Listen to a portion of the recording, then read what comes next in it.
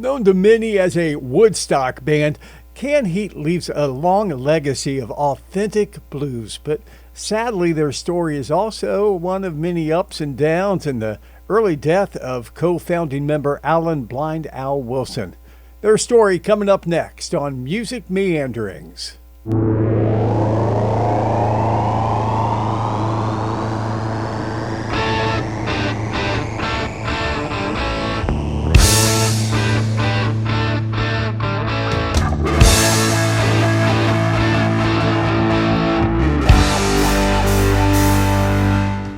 Hi, I'm Mike Lamneck. It is Music Meanderings, and thank you so much for supporting the channel. If you haven't yet, will you please subscribe? Make sure you leave a comment and a like. I listen to all the comments and respond back, so please tell me what you think of the channel and the video.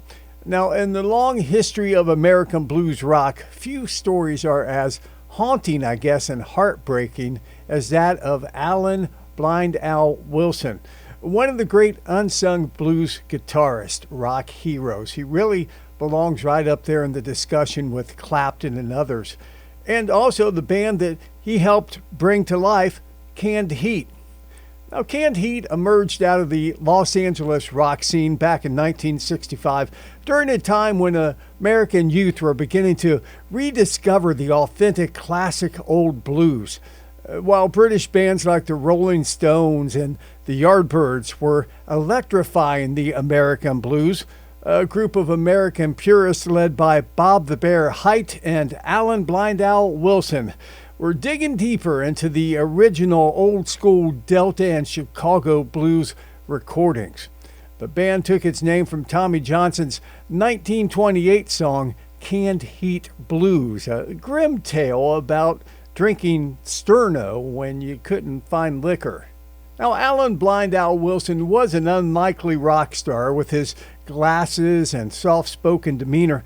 Came off more like a grad student than a future Woodstock performer. His nickname Blind Al, as you might have guessed, came from his poor eyesight and also his wide-searching gaze.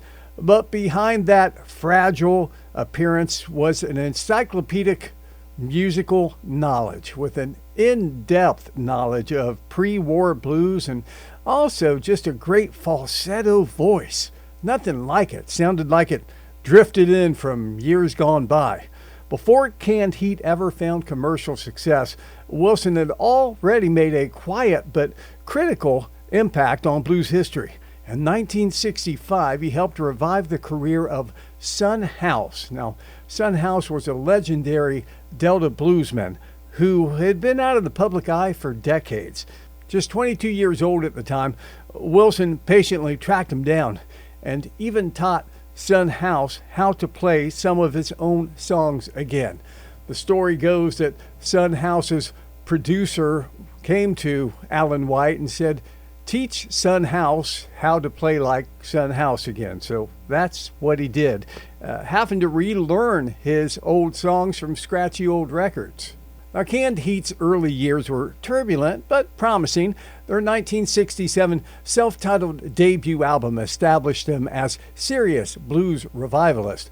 But it was 1968's Boogie with Canned Heat, my favorite, that pushed them into wider recognition, featuring On the Road Again, a hypnotic but catchy track built around Wilson's high falsetto vocals and a churning groove. It became an international hit and would be one of the songs most connected with the band, still heard on oldies playlists today.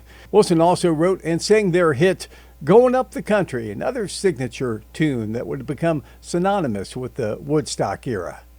But sadly, as Canned Heat's star rose, the Blind Al's inner world was darkening.